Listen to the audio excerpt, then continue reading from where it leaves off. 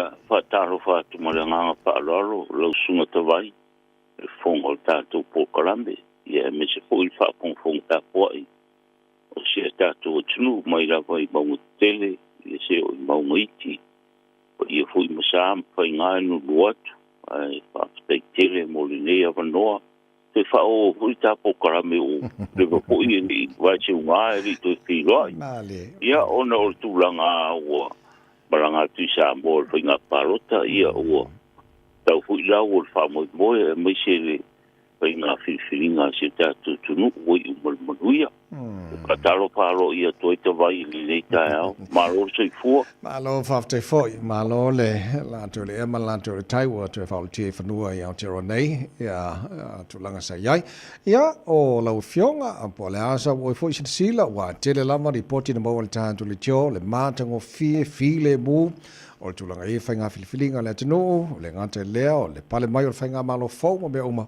te lo sa so longa lem sa o le mo te le lo la se sila afmat Postea te vai ia o se tala fia o le vai trau sa fe ngai tato o tunu umalele mautinoa umalele mautonu ia ono tulanga o ngase turai mai fa parlemende mo pai o se tato tunu pita i o le lofo le tua ia me se le whenga i e se tato tunu o malwhenga piwhiringa ia o tau manui ai wha moe moe to file mume uma o mai nei vai tau ia ua ia fia se tato tunu pa fo i le vi inga i le tua ona na te le tura fo ina Samoa me se ona purenga ia ua iai tato maro i ua panga solo fo i pe ona sile fia ia ua pata o turtala au tu o le tupe i ona whenga i tato parliament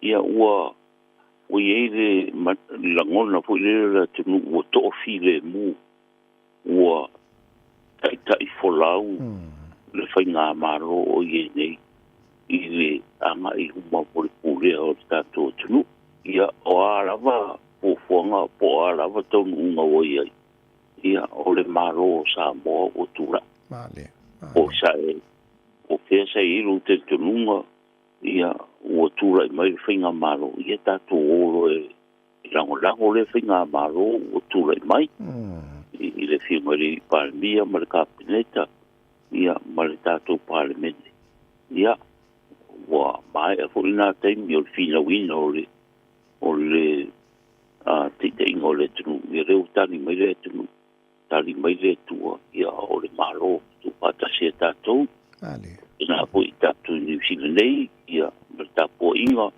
ia me se nisi na pata se atu le pa moi ia le woi manuia tatou anga i luma sanga ia ai o tai ia tatou ngā lue fantasi ia wala mo se manuia se tatou tunu tawai malo po i tapo i tawai tatou pokalambe alo fa te fo ine nga i se tato tunu i ele tua mo me uma no fa tai le lei lo fe ar kon sola fa manta le ma wolo tato i pe i tonu ni sele nei ama na fionga le pa le mio tato malo le fionga la le ma le toa le wotea pola te vao le wotea smit ia fa stai ta mai pe am si le fiele tunu ia o lo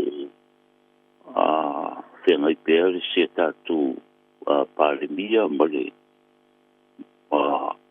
saidinga tongfiti ia e ve hulia vanoa mo le toi whaftai se tātou tunu i New Zealand nei ia ua ngā le tua pe hulia tele i le taro mo le tapua a renga te lea ia o le asinga o le tātou palemia whaanga susua i tūranga manuia runa so nga tong fitinga e mai sile lava i lo na malolonga ye sa un ye mo le tenga i mo se tato te ingo se tato tunu faftai te talo ia faftai le anga le lei ia tato tu peiru mo le tua se aso le tamai ia to te riu atu i sa mo a poesia le malo si a te ia ia ai tawai o se avanoa lelei fu ilea mo tātou ofisa. Mali. E ngata i au kina nei a Wellington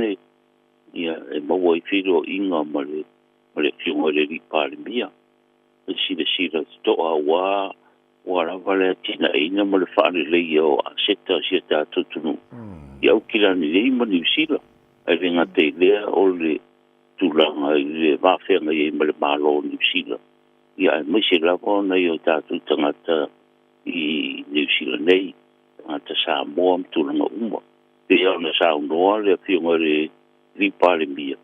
O uma so la tuto tasi ale malo, a wai e le wha moe marana wa ai mamao i te ingo le tunu. O le ngā rui wha tasi le ngate le au ngā runga pa ia le tua e tara li lei. E mese Samoa atoa. Ia ina ia tu fatas boli te ina o se tātou tunu. Ia tawai mara whafonga se tātou tunu e au kilani nei. Ia whape fo inu sila. Ia ua tele a wanoa tartan roa ai. Masila sila le fionga le ripalmbia. O le atina e ina o se tātou tunu. I a seta i al tātou tunu oro i au kilani nei ma.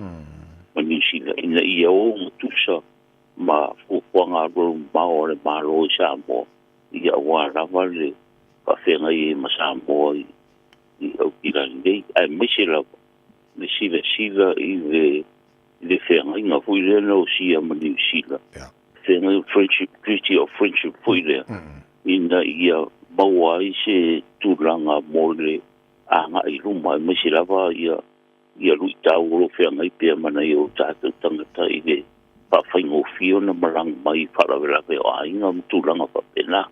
Tatila le tūlanga o maua i lewa noa e koe tarandoa le leia ia masida sila i se i se tainu ia o whiro e meire le whiunga le ripalmia i Samoa o alana i New Zealand nei ia moni o la tofu whina ngā mo le whaare leia tiri o le whenga inga lea ma New Zealand. Ia aere o le taimi e whiro e New Zealand si tūranga alo ia. Ia pio se au te lenga nā o le tūranga i le au ngā po i o le o mai o le whiunga le ripare bia i ana saini nā tonga whiti. I New Zealand nei. E penge e ea po whenga i ma tonga whitinga ma tūranga whapena alo ma rosi lava. Ia o maua i le avanoa. Ia sila toa i tūranga ia ke no tāu wata wani. No, malo whawhatai. Ia o le loto whiwhia fo i le whawhomai le tunu. Malata whanau longo. Ia o lo pule lofa le atu o lo whaso sol manu ia le sui fua lau relei. Ia o le whionga le paramia. Ia a whawhomai le nei tai au lo whaatu. Lau whionga le paramia. Ma le whalatua. Tāra pokalam le nei tai au fau. Le lei whamata o leo watatu iei masina tolu whai o le tūsanga o te lau fo o te leo a inga o te pena mō whai ngā malanga fo i lea. Ia o le te lean tafa manatu tus for lau, le tus for lau. A wane i po ia whamanu i o whanga tātou i le last minute whai ai. Ia le lava le teimi process ai. Ia pia wha peo whale tonu le tus for lau. Sa o le lea tawai. E uia tā longo whea pa masifa o le tātou. I le tātou o tunu.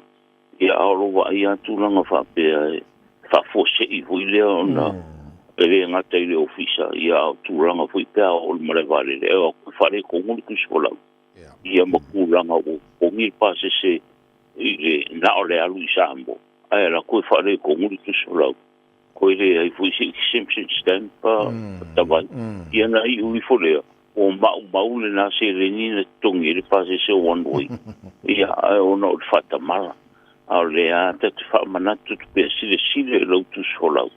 A whai o ono masina matulanga whapena e expire e tauna i sile ina ia mai te whafou.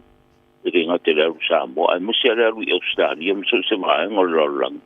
E le mwhai o ni tari e tu sai mara tu la ponu. Pea whapea wala roi fole ono masina le au ngā tu solau. Ono ima. Tupu mai whara wera pe te whia maranga ai. Ia pea o na tā whamanatu pea. Ia o le taimi le sila i tusfolau. O la ta fo i Kirisimasi. Ia matulanga whapena. Ia po ia i whawhitau ni tūlai mai. Ia ro whaanga solo toale tātunu i e tūlanga e paleo tu solau. Mānea. Le si vaenga foi manule te tala noa i masino tol tu sanga o le tele o mea whai a inga foi le whai pui ponga. Ma si vaenga mo, ia mol tātou wharasa moe mangelea. Ia. Loa wanoa al whare, me tāua ia wha me pisota i mei mose a wanoa. Ona o le wai tau honi nei te reo pa moe ngā nei o tātou a inga. Ia, e le lea re wawe o mai. Ia, ma tātou tano e fitu tūna i tūranga whapena. Kasi a lea whautuanga ma le tuararo le whionga le ripare mia. Ina ia sila ia i leo pisa i ve aro rofo i fuafuanga wha moe le tātou tunu. Whaaina i me tō tino si tātou tunu olo i nei au tirani. Ia, whapena tawai, ia kua, ia kalkalangoa fitu tūna i. Ia alu me tā ua pio le sauno. Ia o le whawe o aku mo se awa ngoa le tātou palsa aboa. Ia matūranga whapena whawe ngoa ai ngal whae ngoa le tausanga tawai. Malo whaptai. Ia le tunu ma le mai mō mal whaafonga mai o le umona matūra le telefoni ia le whionga kuna suna mulana ofisa. Wala wane ia la mai furi taimi wha malam lamai nisi o vaenga. Ia se mga raisi se vaenga whae ue wha umali tā proklame fia sauno ia awhimata.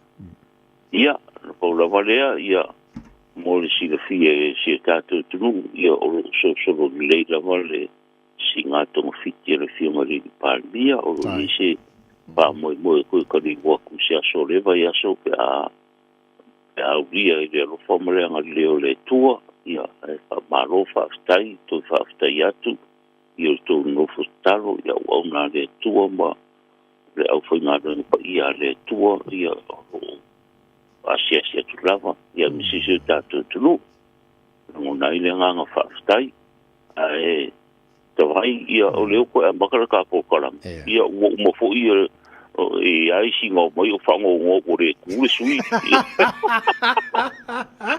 ia o kankong ia ua umae anda teini ia leo koe mafo i 5 kausanga ia e alo mai i tātou ngā nui whaatasia wale tau tui le se tātou lu whawhaka kere tawai maru o tfoi ono le lewa nāru sa amo ia le tūranga le nā ia e whawhtai mo le usai ia maru po i mo tau tua longo po i ri se tātou tunu ia e ala po i tiute ma whaiwa ia e whawhtai tere mo lo o ndone aso ia tātou whiro i po i mai ato a sau manuia le newa i aso mai sele lotu tamiti ia manui atu whenga ia i o tātou tunu i e kare si e fia ia mare lotu loto nei a tātou whanau pa manui ane tua i le whamoe ia stara ia mal whanau manui tere le nei aso whenga i tofi tiu te tawai pato i kua i te tere lau whionga le konsula mare fwoi whaiva o le nei fwoi aso le whionga le konsula